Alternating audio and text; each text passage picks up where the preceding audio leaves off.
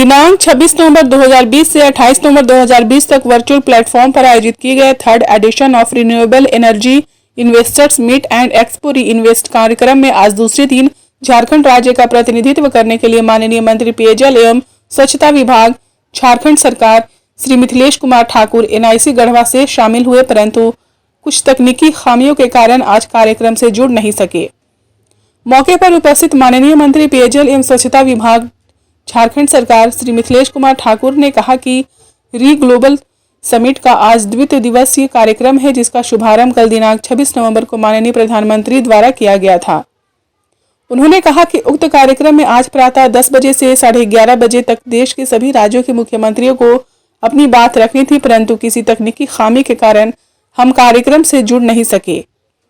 माननीय मुख्यमंत्री ने मुझे कार्यक्रम में शामिल होने तथा राज्य से जुड़ी समस्याओं व अन्य पहलुओं को केंद्र सरकार के समक्ष रखने के लिए अधिकृत किया था, परंतु आज हम अपनी बातों को नहीं रख पाए। आरी ग्लोबल समिट का आज जो 3 दिवसीय कार्यक्रम है, कल जिसका शुभारंभ किया गया था, आज उसका दूसरा दिन था और आज 10 से 11:30 बजे तक देश के सभी राज्यों के मुख्यमंत्रियों को अपनी बात रखने की बात थी। अब किसी तकनीकी खामियों के कारण हम से जुड़ नहीं पाए, हमारी कनेक्टिविटी नहीं मिली। माननीय मुख्यमंत्री ने मुझे अधिकृत किया था राज्य की बात रखने के लिए, राज्य की में जो समस्याएं हैं उनसे अवगत कराने के लिए, लेकिन हम अपनी बातों को नहीं रख पाए, इसका दुख है हमें। लेकिन हम पत्र के माध्यम से जो यहाँ ज़रूरतें हैं, खास करके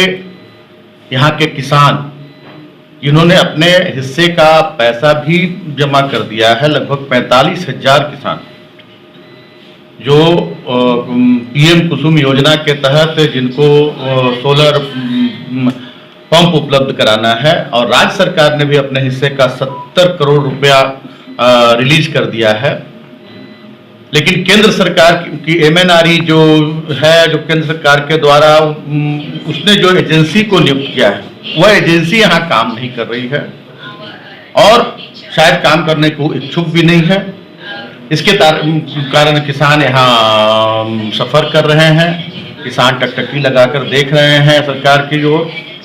तो हमारा यही निवेदन है केंद्र सरकार से कि JREDA के माध्यम से जो सोलर पावर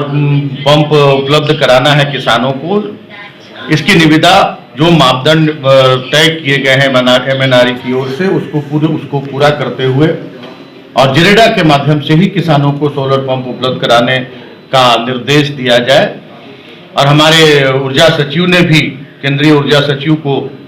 इस बाबत पत्र लिखा है, अभी तक उधर से किसी तरह का कोई जवाब नहीं आया है।